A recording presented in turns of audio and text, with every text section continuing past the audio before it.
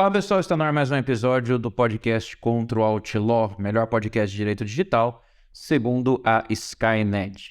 E hoje conosco, mais uma vez, os professores Luiz Bino, Lu Fatim, eu, Rafael Chaia, e nosso correspondente uberabense, Antony Gama.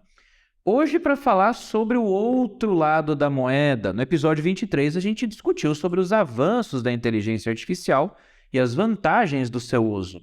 Hoje a gente vai olhar a questão dos riscos da inteligência artificial e se realmente existe a necessidade de uma regulamentação para frear isso aí. E aí, pessoal, como é que vocês estão? Hoje é dia de falar do Dark Side of the Moon. É isso aí, galera. Hoje o que vale é aquela célebre frase, né? A diferença entre o veneno e o antídoto tá na dose. Vamos colocar isso em prática. E é isso aí, pessoal. Não deixa de seguir a gente nas nossas redes sociais, tá? @rafaelchaia.dv, @lufatim, @oluisbino e @antony.dv. Ô, Antony, você não vai falar nada não? Eu ia falar, mas você me cortou, mas agora vamos lá. O programa ao vivo é assim. Eu estava pronto aqui para dar um oi para a galera, mas convidado internacional foi cortado, mas faz parte. Pessoal, enorme prazer estar aqui com vocês mais uma vez no episódio Contra o Outlaw. Sempre uma imensa felicidade gravar aqui com esse pessoal incrível. Fazer até uma correção. Hoje eu estou em Uberaba, mas eu sou o Ribeirão Pretano agora. Mas são cidades maravilhosas, sempre bom estar por todo o Brasil. E vamos para mais um episódio. Hoje vamos falar de um lado da inteligência artificial, que talvez não esteja tanto na mídia, mas temos que estar sempre atentos. E é isso aí, pessoal. Aproveitando também para agradecer o apoio do nosso podcast. Siga lá o pessoal do Park Office Brasil no Instagram, pessoal do Law Office Brasil. E siga também aí a Medlin Produtora. Tá fazendo aí toda a gravação, toda a edição. Tá aqui ajudando a gente nessa empreitada com absoluta competência. Essa sala aqui nossa, oferecida pelo pessoal do Park Office Brasil, você pode fazer suas reuniões aqui. Visita lá o Instagram deles. Uma vista maravilhosa. Visita o Instagram deles lá, pessoal. Park Office Brasil ou Law Office Brasil. São 2 unidades à disposição para você que está começando na carreira jurídica, precisa de um espaço aí para trabalhar. Então, gente, a discussão hoje vai ser longa. Não deixe de nos seguir também no Instagram, @contra_out_law. E estamos também no YouTube. Só pesquisar Contra o Outlaw que você assiste o episódio na íntegra. Vê os nossos lindos rostinhos lá enquanto a gente discute com muita qualidade o direito digital para vocês. É logo depois da vinheta, a gente já volta.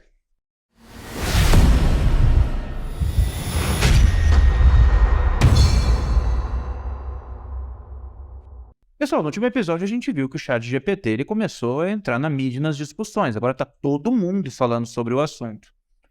E o que me chamou a atenção é que a maioria das pautas está sendo como o ChatGPT vai afetar o seu trabalho ou o ChatGPT vai roubar o seu trabalho.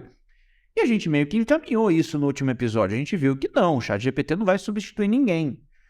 Tem outras questões que eu acho que são um pouco mais delicadas, que são um pouco mais perigosas e que eu não estou vendo tanta gente discutindo, como, por exemplo, a questão da discriminação algorítmica. E aí? Eu acho natural esse receio das pessoas e por isso que talvez a pauta esteja direcionada para isso. Eu acho natural, Rafa, essa preocupação das pessoas em relação à perda dos seus respectivos empregos, sobre como o mundo vai se comportar frente ao avanço da inteligência artificial, que ainda está num ponto de inflexão, né? É claro que, quando a gente pensa no mundo automatizado, todos aqueles empregos em indústrias, por exemplo, vai ser difícil a gente ter uma continuidade, a pessoa sair daquele emprego de automatização dela para passar para algo operacional, ou então para ela passar a ser programadora, quando antes ela trabalhava num setor totalmente mecanizado. É difícil essa transição, mas ela é periódica, né? Por enquanto, até a gente se adaptar. A gente costuma dizer na área do direito digital que a inteligência artificial é a nova eletricidade. Por que isso? Porque na Revolução Industrial a gente substituiu as máquinas a vapor por toda uma questão mecânica industrializada, e isso alterou o transporte, isso alterou indústria, saúde, serviços, de modo totalmente dramático, e é isso que a inteligência artificial, que ainda está no ponto de inflexão, vai acabar fazendo com a nossa sociedade, aliás, já está fazendo. Não sei se é porque a nossa bolha de discussão dentro do digital tem esses assuntos totalmente efervescendo cada vez mais, mas essas discussões, tanto sobre regulamentação quanto riscos, elas não são incipientes, elas são pujantes. E a discriminação algorítmica, o risco, a proteção de dados, os riscos da privacidade são, de fato, assuntos que têm que ser endereçados, não só pelas pessoas que, de fato, conhecem os assuntos, mas principalmente pelas pessoas que legislam sobre o assunto. Quer dizer, a gente viu ali nas discussões pelos nossos legisladores períodos muito curtos de discussão sobre inteligência artificial. Para os caras que, convenhamos, se já é difícil para nós que somos da área entendermos algumas questões, imagina para o cara que é legislador, que tem que entender um pouco de tudo e antes de regulamentar a inteligência artificial tem que entender como ela funciona. Será que em 5, 6 meses é suficiente para ele entender e regulamentar? Cara, não é suficiente. E os riscos são profundos demais, vão alterar significativamente a sociedade como um todo, né? Não é uma parcela só, todo mundo vai ser afetado. Porque assim, a gente tem essas discussões e acaba vindo para a mídia e aumenta muito a discussão em cima. A base de dados do usuário aumenta. Sim, e eu falo assim, além da base de dados, mas eu falo a discussão social. Então, tudo tá acontecendo e todo mundo falando em mídia e tal. E aí vem o legislador e fala, eu preciso resolver isso agora, né? E quer colocar uma lei, quer regulamentar algo que não se autorregulou ainda. E aí a gente tem toda essa discussão muito grande em cima, com pouco efeito. E é igual que a Luiz falou aqui. Pô, a gente tem uma discussão tão grande, tão pujante em cima do assunto, mas coisas que vão perpetuar, né? Seja aí produção de dados, seja até mesmo uma questão de direito autoral, por exemplo, não estão sendo discutidas. Né? Então, assim, tudo isso aqui todo esse grande momento vai passar, mas o que realmente precisa ser feito, o que realmente precisa ser discutido, não é discutido. Então, esse é um problema, de fato. A gente viu, a gente falando de negócio de trabalho. Gente, a própria pessoa que está contratando, falando, você tem que ter 1 ano de chat GPT. Que nem a plataforma nem a plataforma tem 1 ano. Então, assim, o próprio recrutador não tá sabendo o que fazer e quer que você saiba. Eu falo, pô, e aí? Qual que vai ser Porque é tanto hype em cima que as coisas vão deixando. É igual, eu te mandei esses dias atrás um meme mostrando. O chat GPT lá todo, né, pomposo já, tá no foco. NFT tá morto já e o metaverso tá se afogando. Cantei. Só que, assim, isso não quer dizer que isso tudo acabou, né? É uma questão de, olha, essas ferramentas, elas são usuais. Pode ter acabado aquele hype em si. Agora o hype tá na generativa. E que é agora que as coisas vão começar a se estruturar nisso. E essas ferramentas, elas exigem o teste prático. Porque comparamos NFT, metaverso e vamos usar o exemplo do ChatGPT, mas estamos falando de inteligência artificial. Qual que a sociedade abraçou mais? Qual que mudou mais o dia a dia de fato da sociedade? Querendo ou não, foi a inteligência artificial. NFT sim, teve o hype, mas só que levantou-se aquele grande problema central. Qual a utilização do NFT? Tivemos algumas utilizações, já falamos até em episódios aqui e tal, mas só que não foi algo concreto na sociedade. Metaverso, o mesmo problema que passou. O metaverso, nós também já falamos várias vezes aqui nos outros episódios, fica um convite para você ouvi-lo, caso não tenha assistido ou ouvido ainda. Mas é o seguinte, o metaverso também ainda tem diversos problemas para um funcionamento pleno e que atinge a sociedade como um todo, que é o que nós conseguimos hoje com as inteligências artificiais do ChatGPT. A prova disso é a quantidade de usuários que passou até redes, os primeiros usuários passaram redes sociais famosas como Facebook, Instagram, LinkedIn. Então, os números chamam muita atenção, tanto que as Big Techs todas estão cada um correndo atrás da sua inteligência artificial que faz o serviço semelhante. E uma coisa que eu quero aproveitar para falar, que vocês comentaram, a Luísa adora esse tema e daqui a pouco ela vai falar mais para vocês. A gente, por convenção, aqui no nosso âmbito jurídico, a gente fala muito em discriminação algorítmica. Só que não é o algoritmo que tem um problema. E eu vou usar o exemplo que eu cito sempre. O filme Fall Guy. Eu vou dar um monte de spoiler aqui, mas é um filme antigo, então não tem problema. No filme, a história de um personagem, uma inteligência artificial de um game, ganha vida. Isso é um grande medo que todos nós temos, que vamos até discutir também durante o episódio, que é a inteligência artificial começar a responder por conta própria. Ela ficar tão inteligente que ela consegue tomar decisões fora do contexto que ela foi criada. Mas voltando para o filme, esse personagem, ele ganhou vida e foi percebendo que ele estava em um mundo, o mundo do game dele, ele foi começando a entender, a compreender. E na história dele, ele conheceu o player no seu personagem lá, mas só que esse personagem da player era uma pessoa real, uma mulher, que trabalhava com o programador que criou o jogo. E o que acontece no filme? O personagem que criou vida se apaixona pelo personagem da player. Por que isso aconteceu? Porque ele foi programado pelo programador que era parceiro dela, que era apaixonado por ela. E a discriminação algorítmica segue a mesma regra. O algoritmo, ele foi criado, às vezes nem por maldade, às vezes por maldade, depende de todo um contexto social que eu não vou entrar aqui, mas ele já foi criado com essa base, ou seja, voltando ao exemplo do filme, o personagem não se apaixonou por aquela personagem exatamente por conta da inteligência e resposta que ele criou por conta própria. Ele se apaixonou porque ele foi feito por um programador que estava apaixonado por ela e na programação estavam elementos que fariam isso acontecer.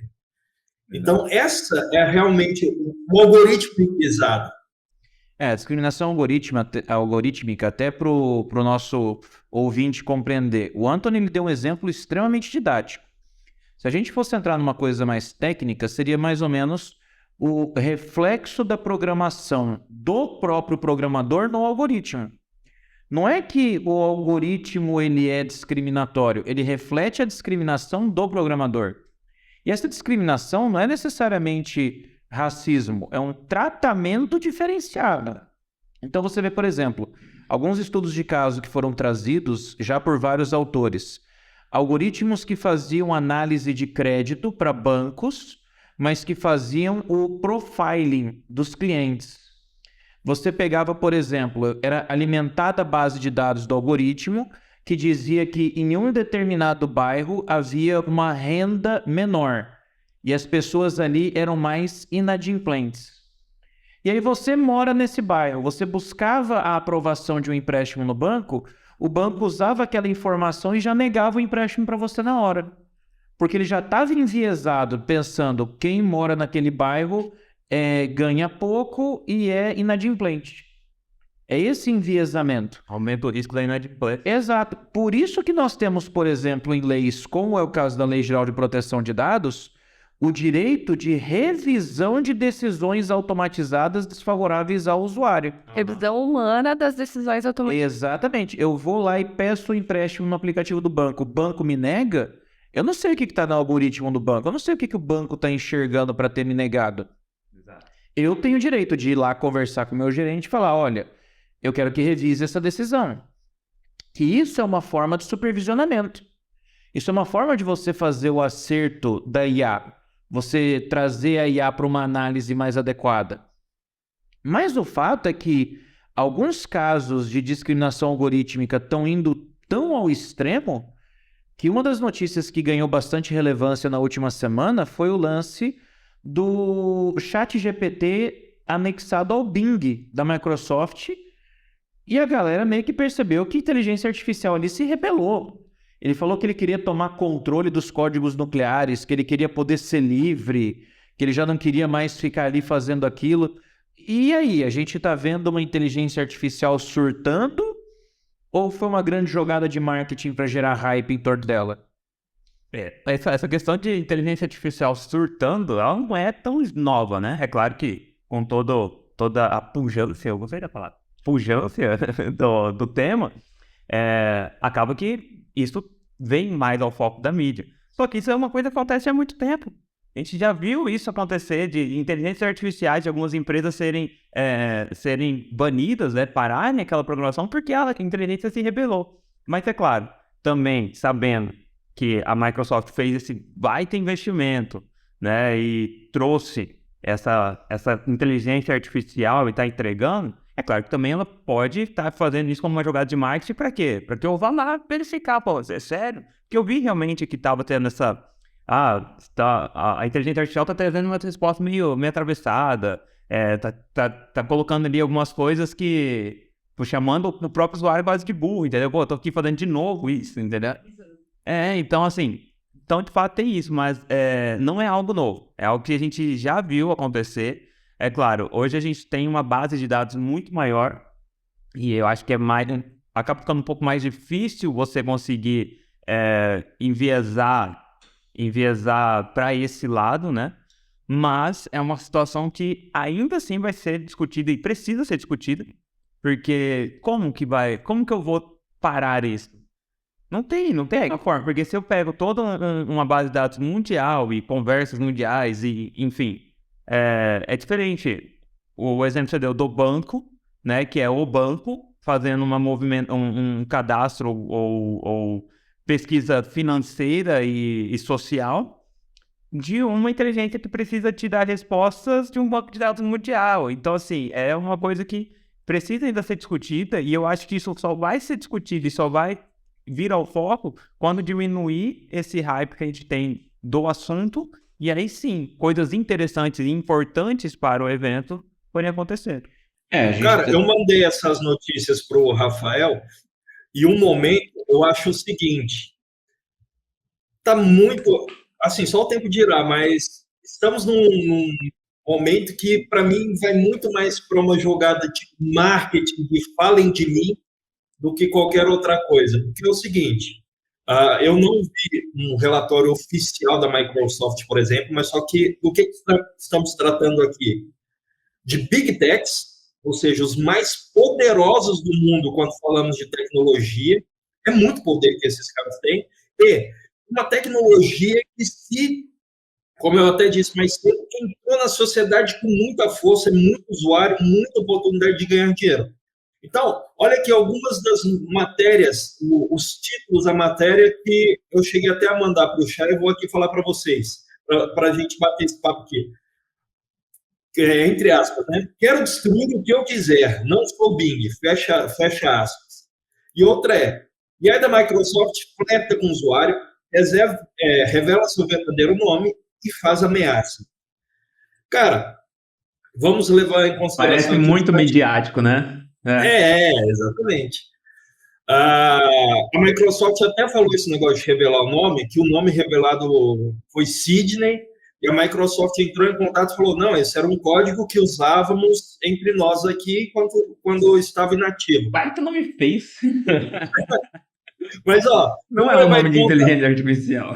Vamos levar em conta o ChatGPT. Eu comentei isso com o Rafael também, a gente já bateu um papo a respeito. No início, o pessoal burlava, entre aspas, assim, o ChatGPT, escrevia muita coisa que o ChatGPT hoje já vetou esses temas.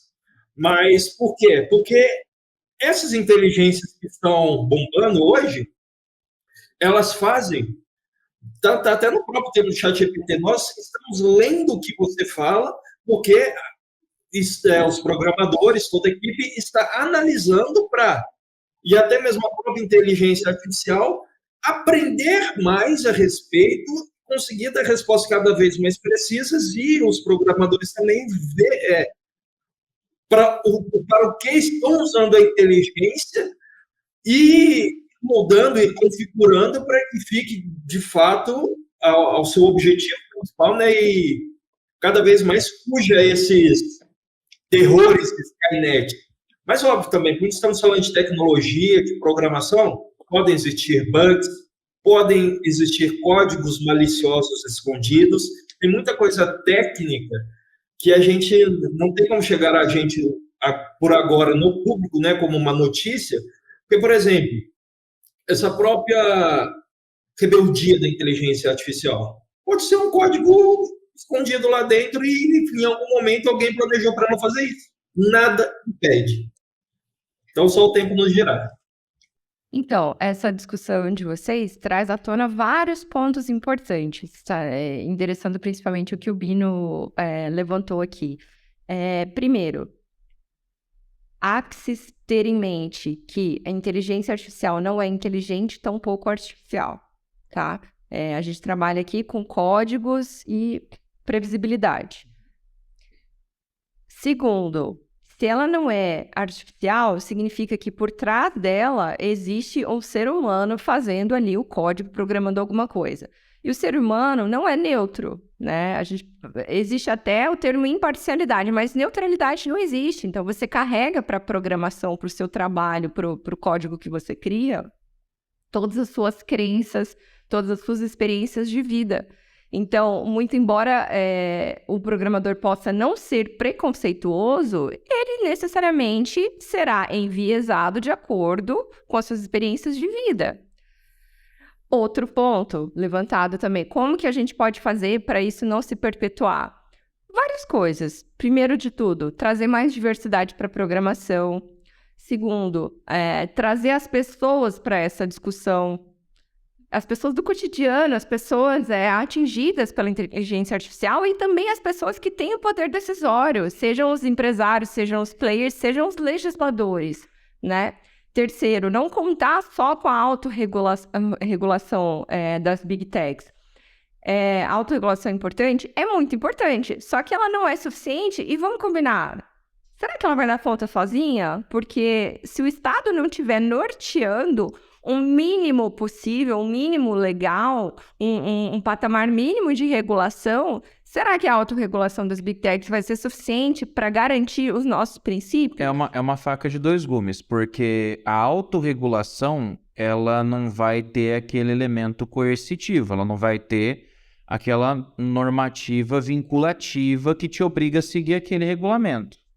Mas, por outro lado, uma regulação estatal tem que ser pensada na forma de um marco legal também, para não ingestar o desenvolvimento da tecnologia. Senão você freia a inovação, né? Exato, você tem que harmonizar os dois. Porque, de fato, assim, a autorregulação, ela é muito mais voltada da UX, né? Da experiência do usuário. Então, assim, o usuário acaba usando mais aquela ou não, né? Agora, todo elemento coercitivo ou ainda, o que essa empresa pode ou não fazer, isso daí já depende um pouco mais do Estado, né? Qual que é a responsabilidade em cima disso. Então, tudo isso daí depende um pouco mais do Estado. Quer ver um exemplo? A gente teve acho que não lembro se foi 2018 ou 2019, pesquisadores da Inglaterra, de uma faculdade, de uma universidade, eles utilizaram uma inteligência artificial para criar um pote para alimentos e armazenar esses alimentos de uma forma melhor. E essa inteligência artificial é um dispositivo, se eu não me engano, é Dabble o nome, ou Dabble, não sei, não lembro agora. Mas eles utilizaram isso, criaram através dessa inteligência artificial esse dispositivo, esse pote, né? E tentar fazer a patente em nome do dispositivo, em nome do Davos. E eles não conseguiram em lugar nenhum do mundo. Porque em todo lugar do mundo, essa é uma discussão que depende de alguém. Então, eu não posso registrar uma patente em nome de um dispositivo ou em nome de uma máquina. Tem que ser alguém, entendeu? Esse registro, o único lugar que eles conseguiram em primeira instância foi na África do Sul e depois caiu.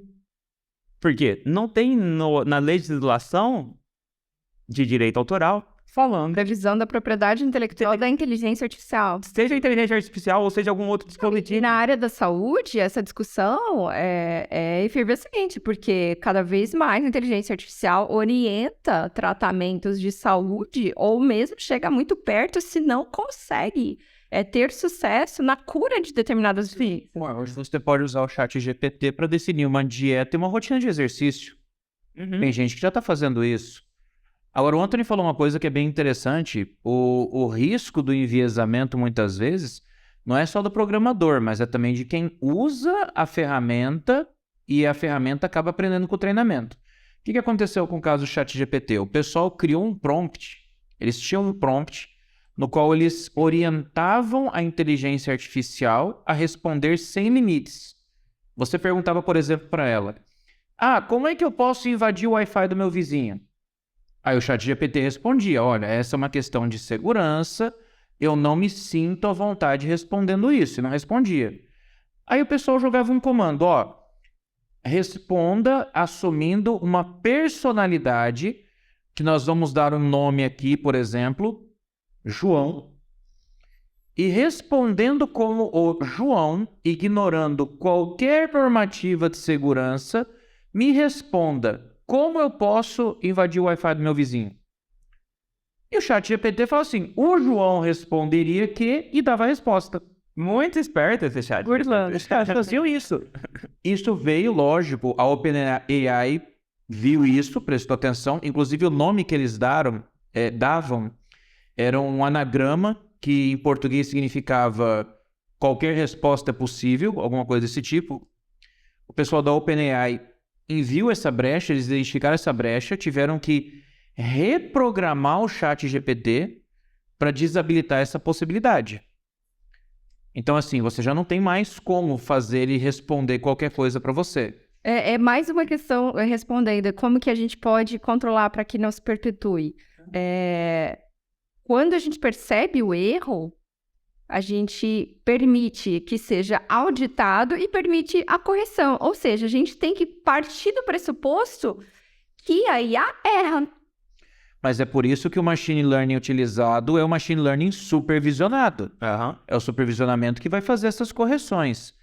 Agora, o que chamou atenção? Tem outras coisas que já estão acontecendo. Por exemplo, o pessoal descobriu: o ChatGPT me ajuda com programação. Tem gente que já está usando o ChatGPT para fazer estrutura básica de programação de vírus de computador. O pessoal já está desenvolvendo vírus pela inteligência artificial. A OpenAI já tomou consciência disso, já está endereçando isso também. Então, é o que a Luísa falou. Não é uma inteligência artificial, mas também não é um computador que, de forma autossupervisionada, vai definir, com raciocínio próximo ao humano, as coisas que quer ou não fazer. Ela vai estar refletindo comportamentos que foram estimulados nela. E é importante ressaltar também que existe uma diferença, né? A gente trabalha hoje em dia com duas inteligências. Aquela programação simples e pura, para o leigo entender, né? Você programa o que você é feito para fazer e nada mais além daquilo. E tem a outra que trabalha com previsão e aprendizado. Então, ela aprende, prediz, aprende, prediz. É evidente que nesse segundo modo é muito mais difícil você fazer uma autoauditoria e você fazer essa autocorreção. Então, primeiro tem que acontecer o erro para os programadores notarem o que está acontecendo para poderem dar aquele toque e corrigirem em termos de ética, em termos de legislação, em termos de regulação, para aquele erro não acontecer novamente. Mas é claro que é muito mais difícil corrigir do segundo modo, né, do que do primeiro modo, que é a programação simples e pura. A Luísa falou de erro, e pessoal, o erro maior que eu percebo é o fato de você ainda estar atendendo o cliente em salinha mal enjambrada. Você está começando tua carreira, você é advogado, você é fisioterapeuta, você é médico, e você não tem um consultório, você não tem um escritório. Gente, vai lá no perfil @ParkOfficeBrasil ou vai no Law Office Brasil, conheçam as salas. Não cometam o erro, pessoal, de ficar atendendo o cliente em qualquer lugar. A apresentação é tudo. As salas são lindas, equipadas, confortáveis. A gente está aqui no Evidência, por exemplo, no 7º andar, uma vista maravilhosa da Avenida Afonso Pena. Tem salas no 15º andar. Mas eu tenho medo de altura. Então você pega ali, na Paulo Coelho Machado, com Euclides da Cunha, o Law Office Brasil, estrutura térrea, equipado, vale a pena conhecer. Você precisa de um espaço para atender os seus clientes? Vai lá, Instagram, @LawOfficeBrasil ou o @ParkOfficeBrasil, conheçam os espaços, fala com a Roberta, vocês vão adorar. Outro erro é você achar que basta baixar um CapCut no celular para ficar editando seus vídeos. Procura a Madeline, gente, @Madeline Produtora no Instagram. Tratamento profissional, ela tem equipamento, ela tem estúdio, ela conversa com você, ela vai te dar soluções para problemas que você nem sabe que você tem. Então vamos profissionalizar a sua produção de conteúdo. @Madeline Produtora no Instagram. São os nossos apoiadores e são pessoas que a gente não tem o que dizer de tão bons que são. Fiquem ligados nisso aí. Deus do marketing. Deus do marketing. Vou pegar o gancho. Você pegou o gancho bem, vou pegar o gancho também. Sobre os profissionais adequados para o trabalho em questão. A gente não pode só contar com gente de programação. O cara é só TI. Beleza, mas eu estou fazendo um código, eu tenho que ter um eticista, eu tenho que ter um advogado, eu tenho que ter um sociólogo, eu tenho que ter um filósofo, né? Quanto mais plurais forem essas equipes, menor a chance de eu ter uma discriminação algorítmica, de eu ter um código que não respeite meus direitos fundamentais. Então é interessante eu trazer profissionais de todas as áreas que tenham visões diferentes, que possam contribuir. A questão da multidisciplinaridade que você traz é uma questão que, no mundo de startups, né, Anthony, a gente vê muito isso. As startups que conseguem passar aquele período de possível vale da morte, que é um período muito difícil de captação de recursos e tal, são as que têm maior multidisciplinaridade dentro dos seus founders. Porque eu vou precisar, sim, de um cara que programa, vou precisar de uma pessoa do marketing, vou precisar de alguém que consiga fazer um design, vou precisar de um advogado. Preciso de todo esse acompanhamento para que eu consiga estruturar bem essa minha ideia, essa minha solução, para que aí sim eu consiga sair desse momento e prosperar. Não que todo mundo ali vire sócio ou vire depois, mas se você tem esse acompanhamento e esse fluxo contínuo de apoio, é muito melhor, é muito mais fácil você conseguir perpetuar. E a mesma coisa de uma inteligência artificial ou de qualquer outro tipo de tecnologia que a gente tenha e que vá ser necessário, né?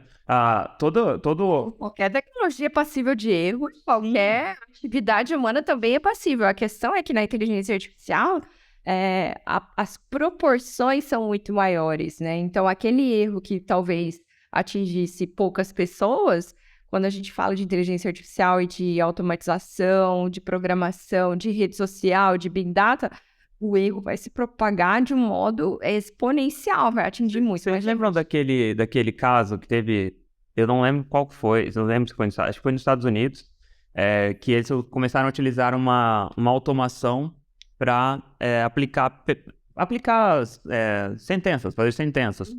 E essa automação, ela começou a aplicar penas mais rígidas para pessoas negras, para alguns bairros mais pobres, mais periféricos. Por quê?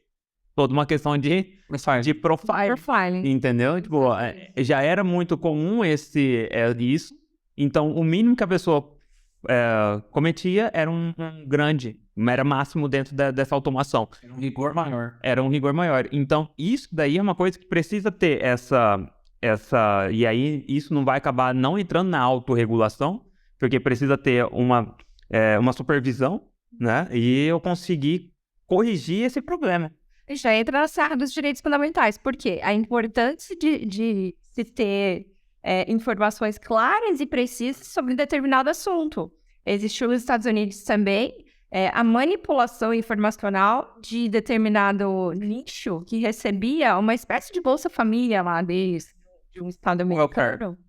E esse pessoal que recebia retirava esse dinheiro nos ATMs que eram localizados muitas vezes em conveniências, barzinhos, esses postos onde vendia-se bebida alcoólica, né? E aí alguém tentando manipular as informações começou a dizer que as pessoas que recebiam esse benefício social eram todos alcoólatras ou gastavam o dinheiro do benefício social com bebida. Sendo que a porcentagem de pessoas que gastavam de fato com comida era ínfima dentro do universo de todo mundo que recebia ali naquele estado. Da geolocalização que estava sendo utilizada. Exatamente. Então, é importante de termos legislações no Brasil. Nós temos a Lei Geral de Proteção de Dados, que impõe aos tratadores de dados a obrigação de ter informações claras e precisas e transparentes e dando também ao titular dos dados a possibilidade de revisão humana dessas decisões automatizadas. Eu quero fazer uma provocação para vocês agora, porque o negócio é o seguinte. O mercado de IA vai crescer muito nos próximos meses.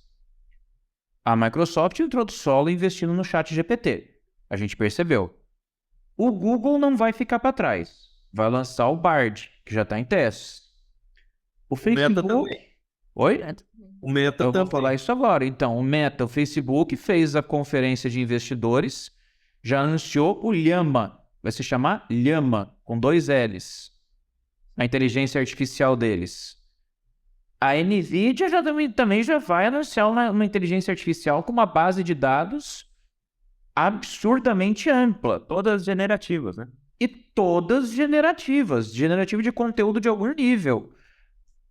Então, assim, e a gente está vendo outros problemas envolvendo inteligência artificial, como os deepfakes de voz, os deepfakes de vídeo, que a gente vai comentar daqui a pouco sobre isso. E quem está batendo forte, agora entra a minha provocação, é o Elon Musk. Que o Elon Musk está falando. Inteligência artificial é perigosa, a inteligência artificial representa um risco. A inteligência artificial tem que ser regulada. Aí o pessoal até perguntou, pô, mas não foi você que deu start na OpenAI?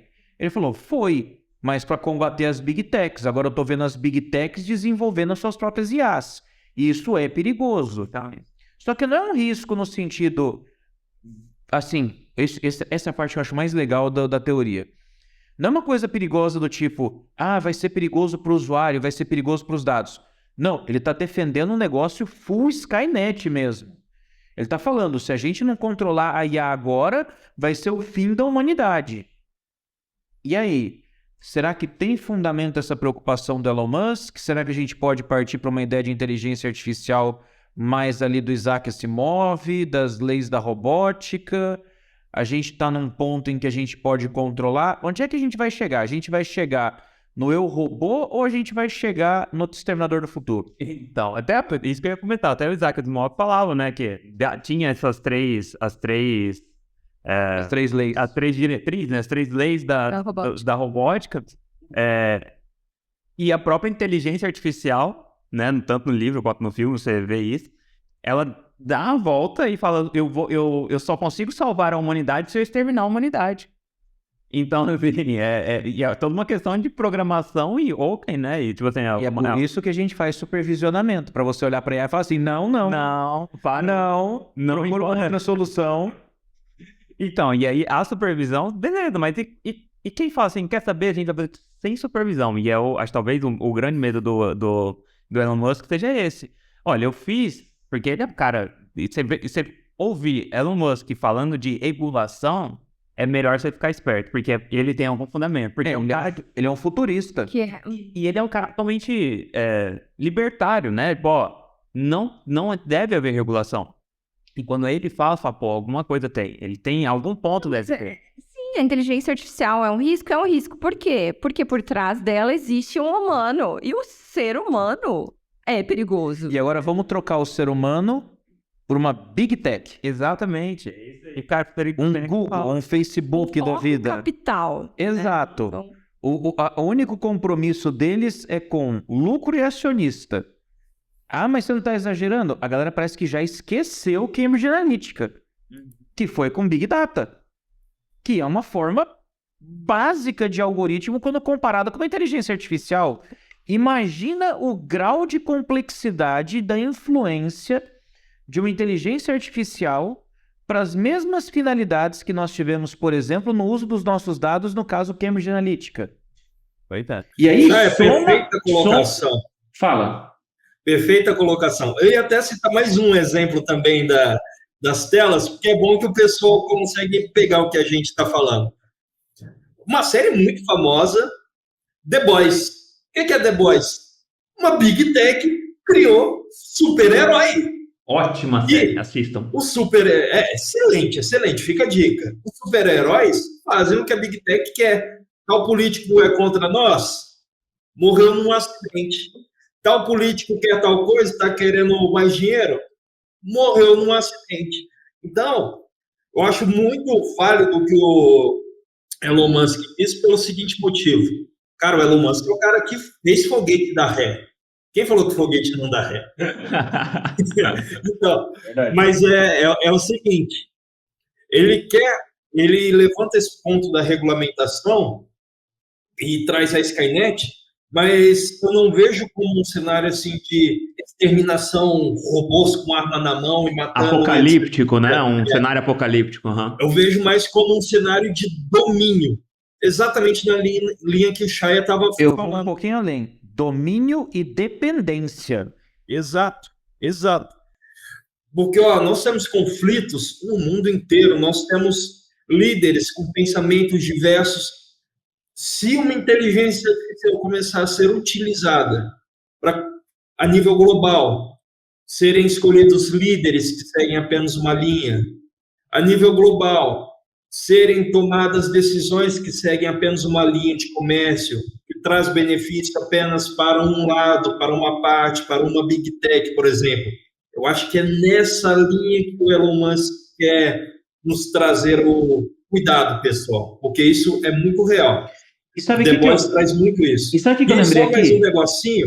Pode falar. Falando de erro, mais cedo eu falei entre parênteses, na realidade, entre aspas, na citação que eu fiz. Só para deixar essa correção aqui, porque senão depois a minha mãe me liga, me puxa a orelha. Mãe é mãe, né, gente? Eu vou... Você comentou, vocês já deram exemplo aí de The Boys, vocês deram exemplo do Free Guy. Eu lembrei mais um pequeno detalhe de uma obra de ficção que se conecta com a realidade, que a gente acabou de mencionar aqui, que é o Eu, Robô. A gente deu o exemplo da galera que conseguiu burlar a inteligência artificial do ChatGPT para fazer o ChatGPT violar a regra da programação. E quem assistiu o filme Eu, Robô, isso não é spoiler, porque se o filme tem mais de 10 anos, o spoiler já caiu por terra. Esse filme tem 20 anos, eu acredito. Aí, você tem as 3 leis da robótica do Isaac Asimov. O robô não pode fazer mal ao ser humano. O robô, ele não pode permitir que façam mal ao ser humano. E se houver qualquer situação de risco contra um ser humano, ele tem que salvar esse ser humano. Se eu falei alguma errada, vocês me corrijam nos comentários aí. E aí, o principal suspeito do homicídio, isso no filme, o livro é muito melhor, mas no filme, o principal suspeito do homicídio do cientista era um robô. E as pessoas falavam, mas é impossível, as 3 leis da robótica são perfeitas. Não tem como um robô ter matado um ser humano, porque não só ele não pode fazer mal, ele não pode permitir que façam mal, e ele tem que salvar se estiver em situação de perigo. E aí no final do livro, no final do filme, no caso, o pessoal descobre que realmente foi ele que matou. Que na verdade o cientista, por meio da programação, ele deu um prompt, ele deu um input, no qual ele disse o seguinte: você não vai me matar, você vai me ajudar num suicídio. E eu quero que você faça isso. E o robô fez. Ele modificou a diretriz para poder driblar a regra. E aí a gente fala, nossa, mas que argumentozinho ruim desse filme de 20 anos atrás, né? Aconteceu com o ChatGPT agora, em 2023. Você tem a programação que proíbe o ChatGPT de dar para você respostas que sejam machistas, discriminatórias, racistas, ilegais, e a galera, por meio de uma modificação no prompt, conseguiu fazer o ChatGPT dar resposta de todo tipo. Deu resposta de todo tipo. Então, assim, você sabendo apertar os botões certos, você chega num ponto que representa, de fato, um risco à coletividade. E pegando esse exemplo que você trouxe a gente está falando do Eu, Robô, ou de várias outras inteligências artificiais aí, ou até mesmo quando há essa... Quem vai controlar, né, esse robô? A gente vê o seguinte, o próprio usuário, e aí eu acho que entra muito a questão da regulação, O próprio usuário tem que ser responsável por atos que ele faz. Você deu o exemplo, a gente estava falando do Eu, Robô, ou ainda o exemplo que você tinha dado antes da da programação para fazer um vírus. Não é culpa do OpenAI ou do próprio ChatGPT. Porque o ChatGPT ele foi programado para auxiliar numa programação, por exemplo. Né? Eu já vi gente que, eu preciso melhorar o meu código de programação para o meu site X. Ele vai te melhorar aquele código. Mas eu consigo lançar comandos falando, olha, eu preciso fazer uma evasão, eu sou um desenvolvedor, eu sou um profissional de segurança, preciso utilizar para tal coisa, para fazer uma suposição de um vírus, e ele me programa esse vírus. O próprio usuário consegue mandar comandos que vão burlar esse sistema para que eu tenha uma situação ruim, um efeito ruim daquela ferramenta.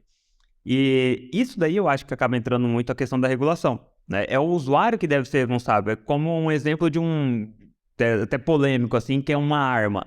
A arma em si parada, ela não faz nada, ela não mata ninguém, ela não acontece nada. Agora, se eu pego a arma e eu atiro em alguém, eu sou o responsável pelo meu ato de atirar. Não é a empresa que fabricou a arma ou que fabricou a munição. Sou eu que fiz isso. A gente pode ter um exemplo até menos polêmico, que se enquadra até melhor ao ChatGPT. Uma faca de cozinha. Qual é o objetivo da faca de cozinha? Cozinhar. Vou cortar bife, vou cortar legume. Qual é o objetivo do ChatGPT? Trazer pesquisas que sejam mais inteligentes.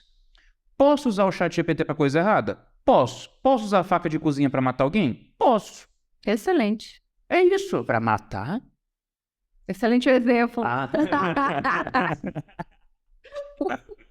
Agora, para a gente encaminhar para o final, tem uma coisa que eu acho que talvez seja um dos grandes riscos da inteligência artificial, e esse eu realmente não estou vendo ninguém comentar nada.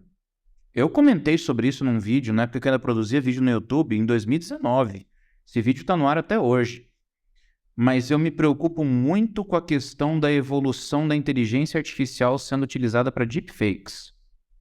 Quando começou só o deepfake de vídeo, você ainda olhava, mas não é perfeito, a pessoa não pisca, a voz é diferente, dá para você perceber a montagem. O troço está tão avançado hoje que você já não consegue diferenciar. E os deepfakes de voz, cara, você consegue reconstruir qualquer voz com apenas 3 minutos de gravação. Até de trejeitos, né? Sim, e a voz ela pode inclusive gaguejar, ela faz entonação, ela é muito verossímil. E a minha preocupação não é na criação do deepfake para criar uma mentira que as pessoas possam acreditar. O meu medo é que os deepfakes comecem a fazer as pessoas desacreditarem na realidade.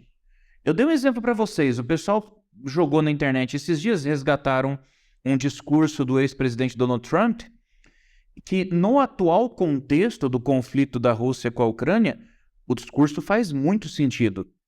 E aí, quando eu fui ver os comentários das pessoas, não eram comentários do tipo, ele estava certo, olha só, ele acertou.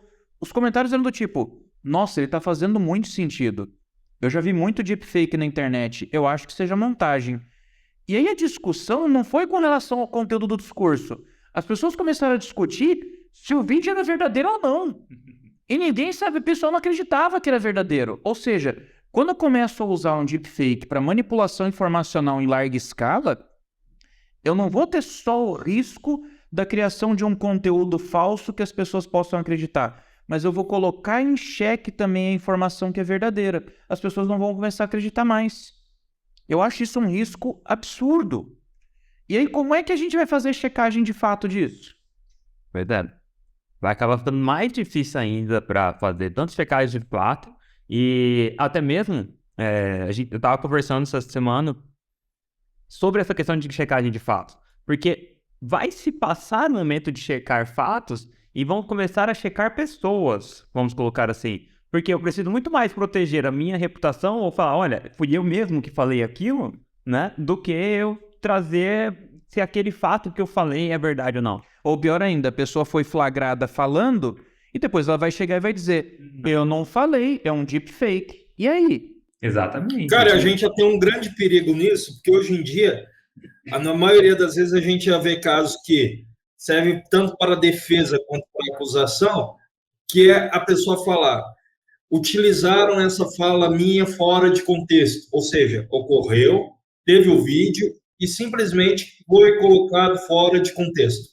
Imagina com toda deepfake. Então, tem gente que se defende de crimes usando do argumento foi usado fora do contexto, bem como tem gente que utiliza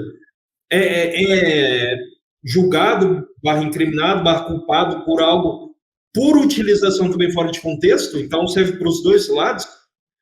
Imagina com o deepfake, o nível de dificuldade que vai chegar. Já é algo complexo hoje em dia, algo muito simples, que a gente vê muito utilizado na mídia, que é recortar as partes que nos convém mais.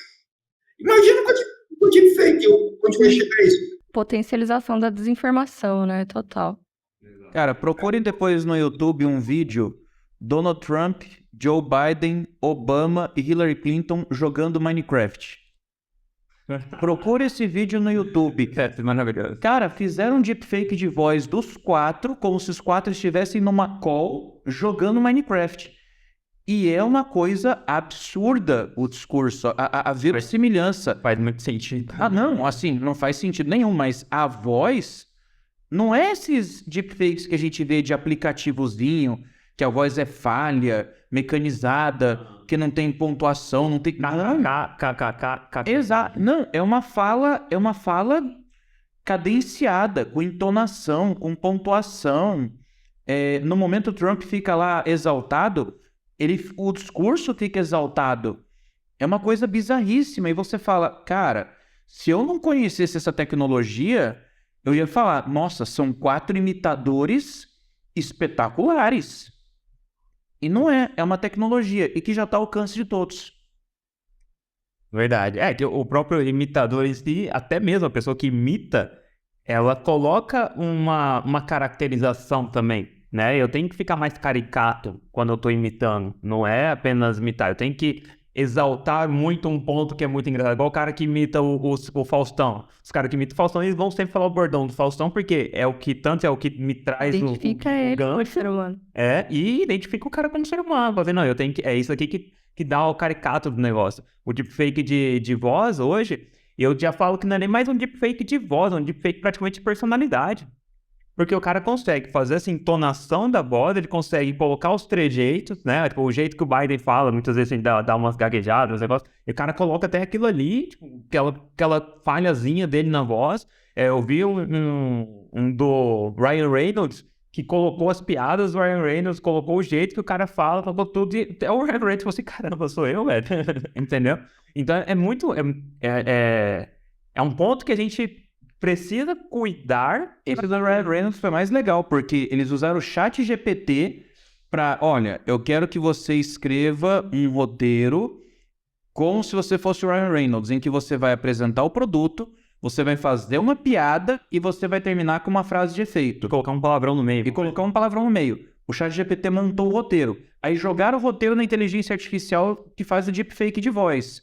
E fez a leitura. E mostraram para ele. E ele falou, cara... Ele ficou abismado. Porque falando em Ryan Reynolds, eu acho que eu tenho mais uma correção. Eu fui citar o filme chama Free Guy. Eu vi, você chamou de Fall Guy. Fall Guy é o jogo. Fall Guy é um joguinho. O filme é Free Guy.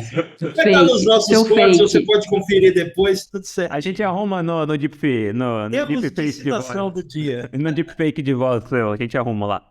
Gente, tem as grandes vantagens, tem os grandes avanços que a IA está trazendo, mas a gente também tem que encarar essa tecnologia com grande responsabilidade. Nós já tivemos problemas no passado, nós podemos ter novos problemas no futuro, e adivinha quem é que vai estar no fogo cruzado disso? O operador do direito, que vai ter que trazer soluções aí para esses problemas. Saul Goodman. Better Call Saul. E aí, pessoal, últimas considerações? O que vocês acham desse tema? Tem mais vantagens ou tem mais perigos ou tá equilibrada a coisa? Eu acho que tem muito mais vantagem. E os perigos em si, eles são pontuais, né? Com todos que a gente falou. E uma questão de de regulação ou de direito em cima, leis em cima, elas precisam muito mais focar nas consequências do que na própria plataforma, na própria ferramenta tecnológica. Porque o exemplo que a gente deu que eu falei aqui, da empresa que criou e tentou patentear em cima da sua plataforma de automação. Por que não conseguiu? Porque em nenhum lugar do mundo existe uma lei falando, olha, o ser humano pode fazer em parceria com uma plataforma, ou a plataforma pode ser responsável pela patente. Então, isso daí são coisas que, por exemplo, que o direito vai precisar se ocupar, e não se posso criar uma plataforma, não posso criar uma plataforma, posso usar, posso cobrar, entendeu? Isso daí que eu acho que não precisa. Isso é uma coisa do mercado em si. Eu acredito que há, de fato, benefícios incomensuráveis. O mesmo algoritmo de inteligência artificial que possibilita a criação e utilização de deepfakes e notícias falsas pode identificar tumores e prevenir o câncer de mama, por exemplo. Então, dependerá do contexto em que for aplicado, porque há temas que têm que ser levados em consideração, como, por exemplo, regulação de poder, os jogos de poder, os estados e seus comportamentos no cenário internacional. Se você é um país que lida muito mais com a China, você vai ter uma outra postura em relação ao Big Data e à privacidade. Agora, se você lida com os Estados Unidos ou Europa, a sua postura vai ser muito mais cautelosa, né? A Europa costuma dar o norte para a gente desse tipo de temática, e assim como na proteção de dados, suas iniciativas em relação à inteligência artificial foram mais restritivas, né? Tem gente que considera restritiva, eu considero bastante sensatas, que nos levam a entender a importância da governança de inteligência artificial cada vez mais. E eu acho que se a gente for nesse sentido, né, copiando um pouquinho o modelo europeu, que, aliás, foi muito mais discutido, as nossas discussões foram, sei lá, de julho a setembro. As discussões na Europa foram durante alguns anos e resultaram num documento de 108 páginas, quando o nosso foi discutido há alguns meses para resultar num PL de menos de 10 páginas. E vamos combinar, o brasileiro não tem, assim, essa capacidade de sintetização, né? A Dora Kaufmann falou sobre isso. Essa cultura de inteligência artificial também. Não temos a cultura de inteligência artificial e o nosso modelo de contextualização gramatical herdado dos portugueses, ou seja, a gente não sintetiza nada, nós somos prolixos. E como é que o nosso, após tanta discussão, foi tão curto assim? Não que tenha que ser longo para ser eficaz, mas, quer dizer, será que vai regular a contento? Eu duvido muito. Menos é mais, mas tem que ser mais eficiente, né? E você, Anthony? A Luísa foi perfeita na fala dela. Eu também sou do time dos benefícios. Estamos vivendo aqui um momento da invenção do carro, novamente. Pode ver o carro. Imagina lá no primeiro Ford, nos anos 20, os carros nos anos 30, 40, 50, carro já foi utilizado para apontar, carro já foi utilizado para encurtar distâncias, carro exigiu uma governança a nível global. Hoje nós temos regras sobre sustentabilidade, hoje nós temos um mercado guiado por toda uma história que já foi criada, e a inteligência artificial, eu acredito que siga um caminho semelhante. Por exemplo, hoje em dia nós temos um Código de Trânsito Brasileiro para falar dos carros, da veiculação do carro inserido na sociedade. Ou seja, uma ferramenta criada pelo ser humano para facilitar a vida do ser humano, bem como a inteligência artificial. Vai chegar um momento que nós também teremos que adequar normativamente, a nível de governança, a nível de implementação na sociedade, a inteligência artificial. Para mim tem que ser um marco. Assim como você tem o marco legal das startups, você tem o marco civil da internet, você tem o marco legal dos criptoativos. Tem que ser um marco, tem que ser uma base mínima para dar um pontapé e, a partir daí, esticar as discussões, trazer as audiências públicas com o pessoal que entende tão bem. Tem que ser o norte. Exatamente, simplesmente um norte. Porque senão até prende a própria tecnologia, se tiver uma regra muito rígida a respeito. Porque a regra rígida vai ser feita, por exemplo, para hoje, fevereiro de 2023. Se 2024 estiver funcionando de outra forma, Exato. Essa é a essência de um marco. Cara, bate o princípio lógico. Clássico, exatamente. E mesmo tendo marco, precisa ser bem discutido. Então você vê o Marco Civil de 2014 e segue absolutamente relevante. Cara, totalmente. Até hoje. Elogiado Já vai no fazer mundo 10 inteiro, né? E já vai fazer É 10 uma das anos. melhores leis que a gente tem. Exato. E é isso aí, gente. Não nos deixe de seguir nas nossas redes sociais, @rafaelchaia.dz, @oluizbino, @lufatim e @antony.dz, nosso correspondente de Ribeirão Preto /Uberaba Internacional. Siga-nos no nosso perfil oficial do Instagram, @control_out_law. Estamos também no YouTube, Control Out Law, só nos procura lá para assistir o episódio na íntegra. Não deixe também de prestigiar os nossos apoiadores, pessoal do Park Office Brasil, @Park Office Brasil, @Law Office Brasil no Instagram, para vocês poderem conhecer em fotos e vídeos todos esses espaços maravilhosos que tem aqui e que vocês podem utilizar também. Deem uma olhada no perfil da nossa produtora, @Madlyn Produtora, MADYLIN, errei. MADLYN. Ó, essa voz que vocês ouviram é da Madlyn, viu? Então vocês sigam ela lá. Oi, diretora. Oi, diretora. Que ela vai com certeza atender vocês em tudo que vocês precisarem. E é isso aí, gente.